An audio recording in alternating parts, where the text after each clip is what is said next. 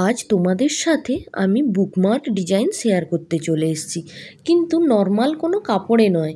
হ্যাঁ, তোমরা ঠিক ধরেছো, এই তেজপাতাতেই আমি কিভাবে ডিজাইন করেছি সেইটা আজ তোমাদের সঙ্গে শেয়ার করব। আমি তো খুবই এক্সাইটেড এই কাজটা তোমাদের সাথে শেয়ার করার জন্য।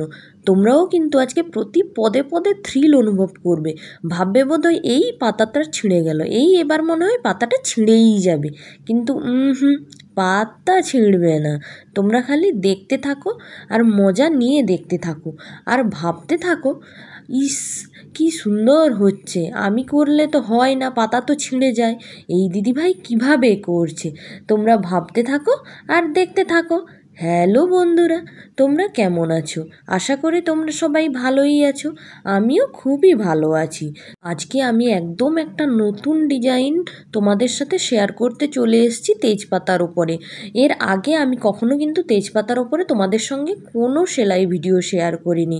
হ্যাঁ, আগে আমি কাজ করেছি, সেই কাজের ছবি আপলোড করেছিলাম, তোমরা প্রচুর ভালোবাসা দিয়েছিলে, তাই ভাবলাম আমি এইবারে একটা ভিডিও টিউটোরিয়াল তোমাদের সাথে শেয়ার করি। তোমরা তো অনেকে কমেন্ট করেছিলে যে আমি করলে ছিঁড়ে যায়, কিন্তু তোমার কিভাবে হলো দিদিভাই, তাদের জন্যই এই ভিডিও টিউটোরিয়ালটা নিয়ে এলাম। তোমরা দেখো আর চটপট করে কাজে লেগে পড়ো। এখানে কিন্তু আমি রানিং স্টিচ দিয়ে প্রথমে ডালটা সেলাই করে নিচ্ছি, আর রানিং স্টিচ দেওয়ার জন্য কিন্তু সুচটা এইভাবে একবার ওপরে তুলতে হবে, আবার নিচে নামাতে হবে। আমরা যেভাবে কাপড়ে সেলাই করি ওইভাবে কিন্তু সেলাই করতে যেও না, তাহলে কিন্তু পাতা ছিঁড়ে যাবে। আমরা কাপড়ে কিন্তু একসাথে 5-6টা ফোড় তুলে নেই, কিন্তু পাতাতে ওভাবে সেলাই হবে না। তোমরা ওইভাবে যদি সেলাই করতে যাও তাহলে কিন্তু পাতা ছিঁড়ে যাবে। পাতাতে একবার সূচ নিচে নামাতে হবে, আবার একবার ওপরে তুলতে হবে। এইভাবে করে করেই পুরো ডালটা করে নিতে হবে। ডালটা করে নেওয়ার পরে আমি এখানে উইপড রানিং স্টিচ দিয়ে নিচ্ছি, যাতে ডালটা আরও সুন্দর দেখায় এবং মোটা দেখায়। দেখো, উইপড রানিং স্টিচটা দিয়ে নিতে ডালটা আমার কতটা সুন্দর লাগছে এবং ডালটা একটা সলিড লুক এসছে। শুধু রানিং স্টিচটা দিলে ডালের মাঝখানগুলো ফাঁকা থেকে যায়, সেটা দেখতেও ভালো লাগবে না। তাই এই উইপড রানিং স্টিচটা দিয়ে দিতে দেখো ডালটা একদম পারফেক্ট ডালের মতো দেখতে লাগছে। কিন্তু এরপরে আমি কিছু পাতা সেলাই করে নেব, আর এখানে যেহেতু সব সেলাই তুমি করতে পারবে না, তাই এখানে আমি লেজি ডেজি স্টিচ দিয়ে কিন্তু পাতা দিয়ে নিচ্ছি। কাপড়ের কোনো নিয়ম কিন্তু পাতাতে খাটবে না, কাপড়ে যেভাবে লেজি ডেজি স্টিচ দেওয়া হয় ওইভাবে কিন্তু দিও না। আমি যেইভাবে দিচ্ছি লক্ষ্য করো, প্রথমে সূচটা তুলে নিতে হবে, তারপর ওই একই জায়গায় সূচটা আবার গেঁথে দিয়ে তোমরা যতটা দূরত্বে পাতাটা করতে চাও, মানে পাতাটা যতটা লম্বা করতে চাও, ওইখানে সূচটা তুলে সুতোটা ওর মধ্যে দিয়ে ঢুকিয়ে আবার সূচটাকে তুলে নেবে। দেখো একটা পাতার শেপ চলে আসবে। কাপড়ের মতো করতে চাইলে কিন্তু প্রত্যেক পদক্ষেপে এখানে পাতা ছিঁড়ে যাওয়ার ভয় আছে। তেজপাতাতে সেলাই করতে আমার কিন্তু খুবই মজা লাগে আর খুব এক্সাইটিং লাগে। প্রতি মুহূর্তে একটা থ্রিল মনে হয় মনে হয় পাতাটা ছিঁড়ে গেল, মনে হয় ছিঁড়ে গেল। একটা বলে না যে নজর হটি তো দুর্ঘটনা ঘটি, এটা হচ্ছে সেরকম ব্যাপার। তোমার প্রচুর ধৈর্য আর প্রচুর কনসেন্ট্রেশন নিয়ে কাজ করতে হবে।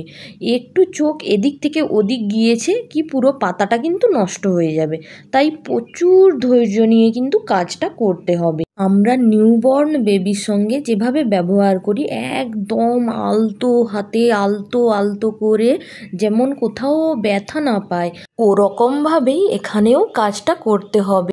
একদম আলতো আলতো হাতে সূচ তুলতে হবে, যেমন একদম সূচ শক্ত করে ধরাই যাবে না। যেভাবে কাপড়ে করি একটু শক্ত করে সূচ ধরে তুলে দিই, কেননা জানি তো কাপড় ছিঁড়বে না। হ্যাঁ, কিন্তু কাপড়ে বড় ছাঁদা হয়ে যায় এরকম করলে, এখানে কিন্তু ওইভাবে করলে হবে না। একদম নিজের সন্তানের মতো করে তোমাকে কিন্তু কাজটা করতে হবে। দেখো, তোমাদের সাথে কথা বলতে বলতে আমি কিন্তু ফুল তৈরি করতে চলে এসেছি, এবং ফুলটা কিন্তু আমি কাস্টন স্টিচ বা ব্রাজিলিয়ান স্টিচ দিয়ে সেলাই করে নিচ্ছি। যেভাবে গোলাপ ফুল সেলাই করি ওভাবেই করে নিচ্ছি, কিন্তু এখানে খালি একটাই পাপড়ি দিচ্ছি।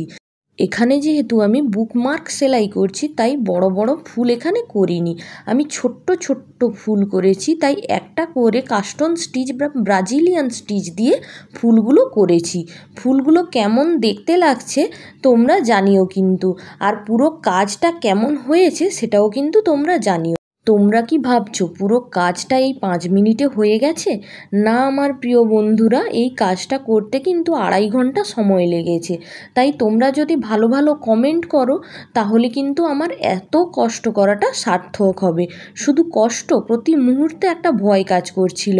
এই মনে হয় পাতাটা ছিঁড়ে যাবে, আর মনে হয় শেষ করতে পারবো না।